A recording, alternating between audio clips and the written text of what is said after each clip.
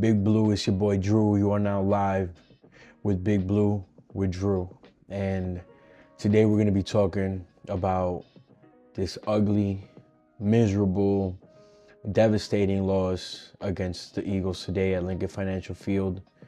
But before we can even get into any of that, we want to give a big prayers out to our boy Cam Skattebo.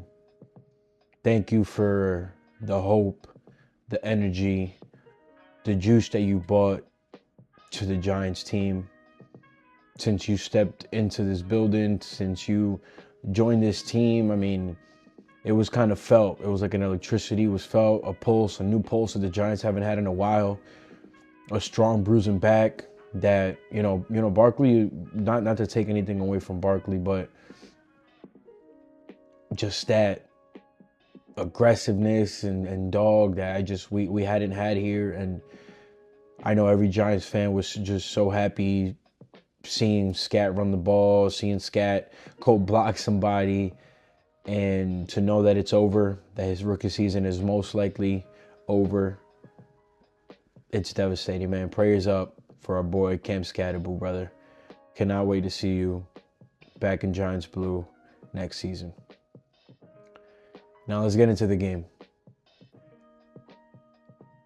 After the injury, it really felt like the energy was just way off, in terms of the Giants. Like, they fell flat. And I get it, because again, you lose a big piece like Cam Skattebo, someone who makes his presence felt and someone who makes the defenders think twice about tackling him, and you lose that guy. It changes a lot. It changes a lot.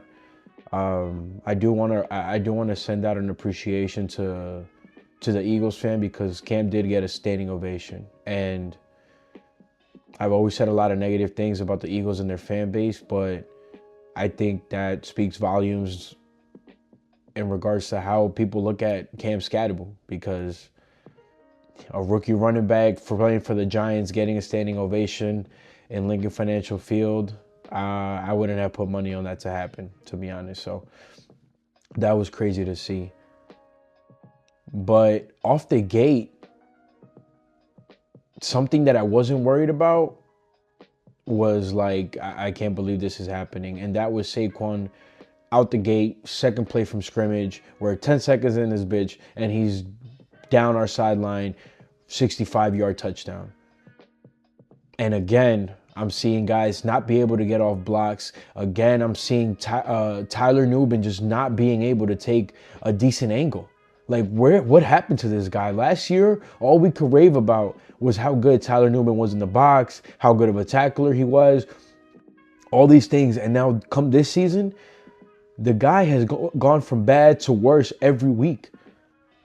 Every week, second play from scrimmage, so he has to meet Saquon in the hole, and he just sits there and just looks at him and takes the latest angle and approach to him. And I was just like, bro, we need another safety. I'm sorry, I feel like I've seen enough from Tyler Nubin right now. It's incredible. Multiple times, I just bad angles, bad arm tackling, bad execution, not getting off blocks. And it's not just him, it's a lot of the corners. And I know we were hurt, but come on now. Cordell Flott, who we had been singing praises, and, he's shown a lot of promise these last few weeks, was straight up getting dogged by Devontae Smith. Devontae Smith was routing him up, having his way all day. And then eventually Okereke comes in and punches the fuck out of him and sends him out on a concussion. And now we have no Flott, which that was something I was not expecting on my bingo card today. Made the job a lot harder, and I know people go through injuries, but we were already depleted. And I'm not gonna say that the injuries are the reason we lost this game, because that's just not the truth. But damn, did it just feel so difficult. It felt like we had so much adversity to overcome today, and I just couldn't see it happening. I really couldn't see it happening. And I think it makes it even harder when the refs are just having a terrible officiating game. Now, I'm not saying, again, that we win this game if the refs make different calls, because I don't think so. But regardless, something has to change. Let's start with that tush push play. That tush push play was ridiculous. Jalen Hurts is a live ball carrier. Jalen Hurts was not on the floor. Jalen Hurts is fighting for more yardage, stretching out his hands. He's still getting pushed, and there's no whistle blown. The play is dead when the whistle blows. There is no whistle blown until Thibodeau knocks the ball out of his hand, straight out, rips it out, lands on it, and then there's a whistle blown. And yet, some way, somehow, the refs say that the Eagles have the ball and it's their possession. Completely fucking ludicrous. Makes no sense. So they can continue forward progress, but we can't cause a fumble on their forward progress. That doesn't make any sense. And I wouldn't be surprised if now after this year the tush push is banned, because now it's back to back against the Giants. That is just ridiculous freaking calls. The first game it was the same BS with the false starts and all that, and now it's getting turnovers with it, and somehow it still sides with them. Incredible. That was just a start. That was just the start to it. Then after that, you get Mailata on a clear-cut flinch for a false start. Dex and KT jump. What's the penalty on? Kayvon Thibodeau for encroachment or neutral zone infraction. What? And you clearly see, the commentators are saying it. Yeah, he flinched. That's a false start. You can't make this shit up, bro. Like, you cannot make it up. And then to put the nice cherry on top, to make matters worse, we finally get a spark. Slayton finally gets a catch, takes it to the house. Offensive pass interference on a play where both players were hand fighting the whole way through. Incredible. It felt like the Giants versus the Eagles / refs today. It felt like the refs had Eagles money line or the fucking spread or I don't know what, because it was just so blatant that something fishy was happening. At the end of the day, like, I can't confirm this, but anybody who's watching that game is saying, what the fuck? Because it's just ridiculous. This officiating was trash today. Was trash. I don't say that with trying to excuse the loss, because I don't think, even if those calls weren't made, I still don't think we win the game. Just because our defense couldn't do anything. Anything. The rush defense was terrible. Shane Bowen, count your days, homie. You're not going to be here for long. You're not going to make it past this season. And I never wanted to come on here and bash coaches and stuff like that. But damn, bro. Damn, you make it hard not to. You make it hard not to, because it's ridiculous what we saw today. 2nd and 31. 2nd and 31, and they convert a first down because we playing fucking soft. Like, I don't get it, bro. I really don't get it. And it's not all on Shane Bowen. You know, Corey Black, he comes in, and I'm thinking, I see where the ball's going. I see that he's in coverage, and he was there. Kind of reminded me of Deontay Banks, where he step for step, right there, right place. He actually turned his head, and he still misses and gets mossed by Jahan Dotson. Not even Devontae Smith or A.J. Brown, fucking Dotson. Right there, right on his head. Boop. You know what I'm saying? Straight up moss. I think Brady was a commentator today, because I'm pretty sure, and he said, look, oh, just mossed him. Yeah, he's seen plenty of that. Shout out Randy Moss.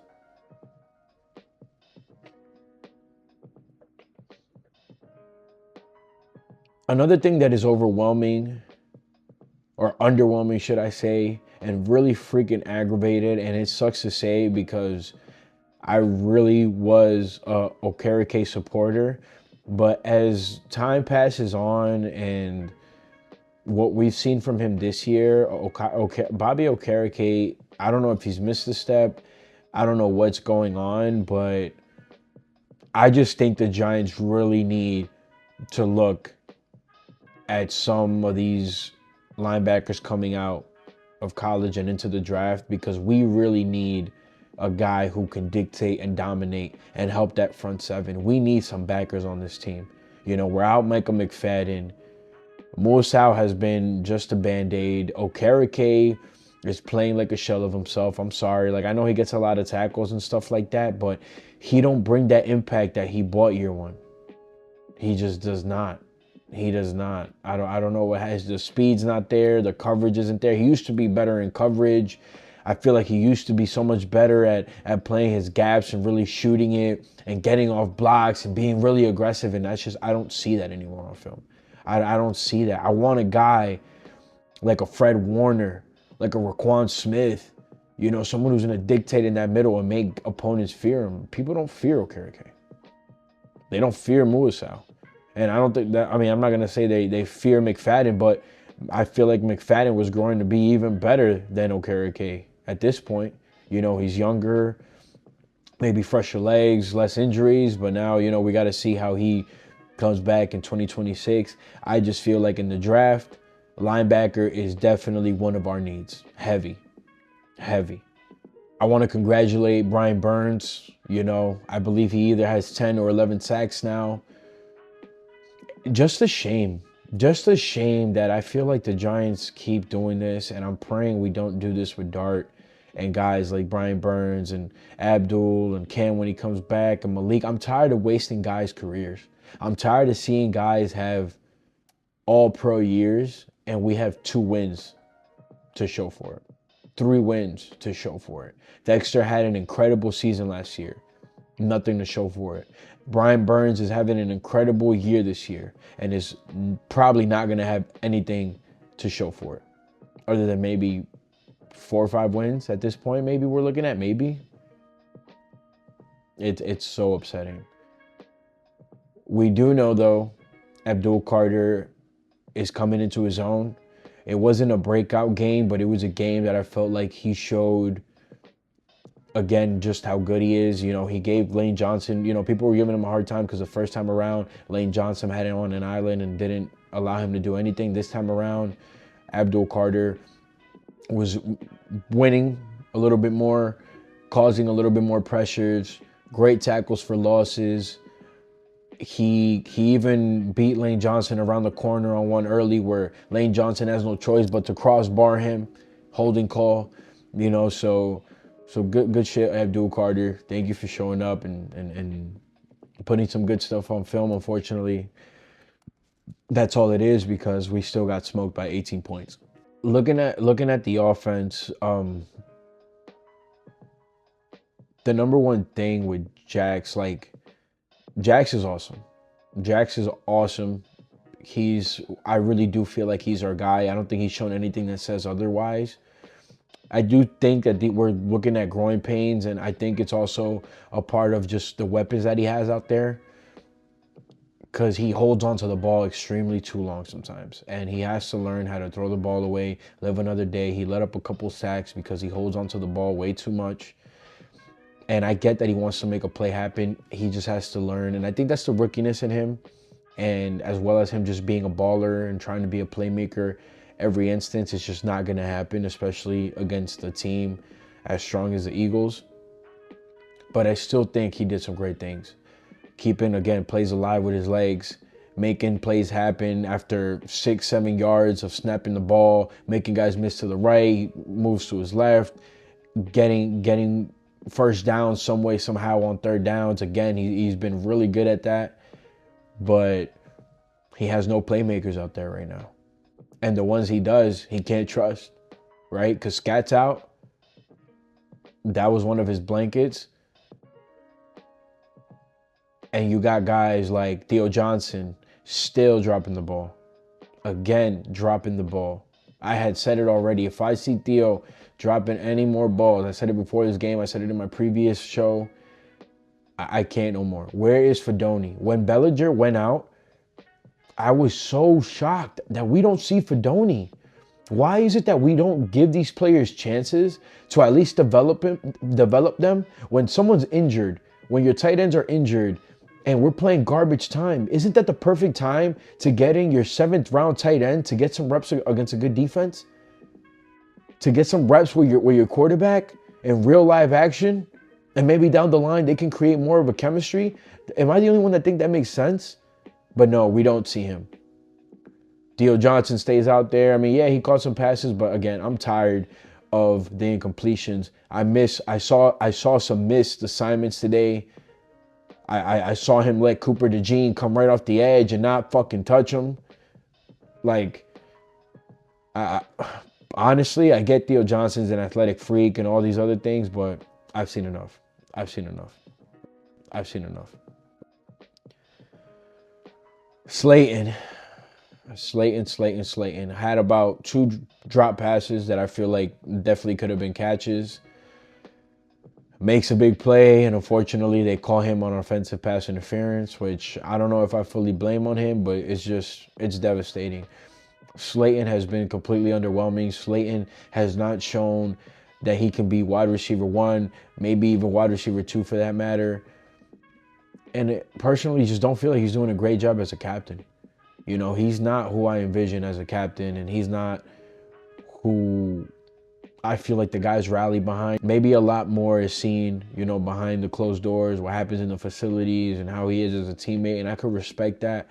But as a football player, I feel like I'm not a quarterback, and I wouldn't be able to trust him. Because you're supposed to be my number 1 guy, my vet, and you're over here dropping passes when I'm putting them right in the bucket. So how do I trust you? Another position that I feel like we have to invest in this upcoming draft.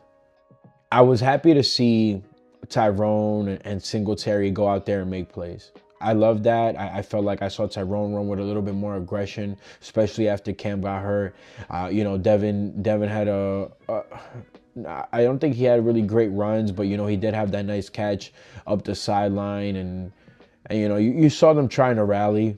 It was just everybody was flat. It felt like everybody was flat after what happened.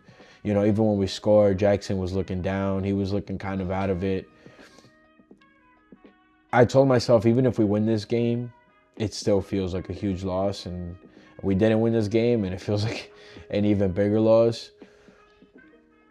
It kills any hope that we had in terms of, you know, maybe possibly pushing for a playoff picture. I think at this point it's strictly developing Dart, evaluating Dart, seeing what he needs to work on, seeing what we need to put around him for the future, and seeing who we're going to have as a coaching regime for the future. Because these coaches have something to prove. Shane Bowen, I don't think he could do anything to help his situation. I truly don't. Kafka and Brian Daboll, I don't know. I don't know anymore. I don't know where they stand. I have a feeling that Brian Daboll comes back. I have a feeling Kafka comes back. That's just a feeling. I'm not an insider or anything. I just truthfully feel like Mara is not going to fire Daboll because he gave them the opportunity to go get his guy. Now, I don't think that should marry them together. I just think that that's their philosophy. I'm just trying to look at it the way they look at it. And I truthfully, I do feel now, this is if no more implosions or catastrophic things happen, you know, if that's the case, then, you know, Brian Daboll, we could probably count him out of here. But as long as that doesn't happen, then I really do feel like Daboll's still going to be our guy next season. You know, regardless of how we feel, it doesn't matter. You know, I know a lot of people are calling for Daboll's head. I know a lot of people want this whole regime gone. Unfortunately, we don't make those calls. You know what I'm saying? So right now it's evaluation time. Where do we go from here? It's crazy because I was saying that last week. And now just looking at the injuries, looking at what we've lost in terms of our players, now it's feeling bleak. I was just thinking to myself before this game how it's nice that we're playing games and I feel like, wow, we have a chance every shot.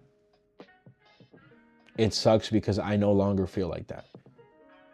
I don't think we have enough on offense to help out Jackson Dart. I don't think the guys that are out there are doing enough to help out Jackson Dart. I don't think the schemes that we're using on offense are enough to help Jackson Dart. I don't see anybody getting schemed open. I see whenever a play happens that is positive for us, especially through the air, a lot has to do with Jackson just being Jackson Dart. And then that's why I get why people don't want Brian Dable and Kafka back, because you're supposed to make your quarterback's life easier. You're supposed to scheme guys open. But instead, it looks like he's making your job look easier in a way. He's making you look like you're doing a good job because what he's doing. And I don't think the success that he's had is on our coaching staff. I feel like if anything, we're holding him back. And that's the last thing I want to see the Giants do again. Because like I said before, we keep wasting talent. We get talented guys here, they do nothing and go other places and flourish. I'm done with that. That's my biggest concern and takeaway right now, is with the talent we have on this team, with the guys that are actually ballers, let's not waste their freaking years. And now this is officially another wasted year. That's what it feels like. For once, we can say the kicker wasn't an issue. Welcome back, Graham Gano. 47-yard field goal made today. Extra points made today. The kicker was not an issue. I was going to be banging my head on a wall had there been some kicking issues today, but that wasn't the case. A devastating loss, nonetheless. I mean, it hurts to lose to the Eagles. It sucks to lose to the fucking Eagles, but I think there was just so much adversity today that I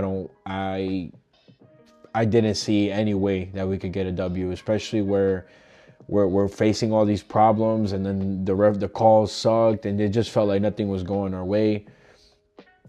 And it makes me ask the question again: where do we go from here? You know, how is this coaching staff gonna approach this final stretch of games for the Giants? You know, this second half, because we can't look like the way we did today. We cannot. And I know hopefully guys are going to be coming back. You know, Paulson Adebo and Javon Holland eventually will come back. Hopefully Chauncey Golston eventually will come back and Flott. But we're at this place where we were last year, where now we're 8-9 games in and we already know it's over. It didn't feel like that just last week. Regardless of the meltdown, it felt like we still had a chance. Now that chance is completely gone, it feels like. Let me know how you guys are feeling about this loss. Let me know what you expect to see moving forward. Do you guys like this regime? Is there any guys who you guys are looking at, you know, offensive coordinators, defensive coordinators, guy to possibly take over the coaching, the head coaching position?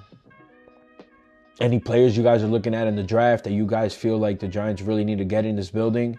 Please put me on. You know, I've been doing a little bit of scouting myself. I didn't want to. There was something I wanted to avoid altogether. I wanted to be focused on this season and not be having fucking mock drafts in October and November, but here we are again. Again, praise up to Cam.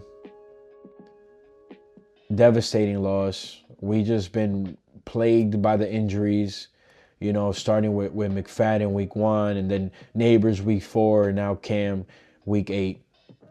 Let's try to keep Jackson healthy. That's my biggest fear. And that doesn't make me feel good, because our coaching staff likes running him like he's Camp Skattebo. And that shit pissed me off today. Again, I don't make decisions, but that was just a takeaway. I appreciate you guys vibing with me. Please like, comment, and subscribe. Let me know how you feeling. Talk Giants football with me. It's a rough one. Get some rest. Hope y'all have a beautiful week. I'll be back. Peace.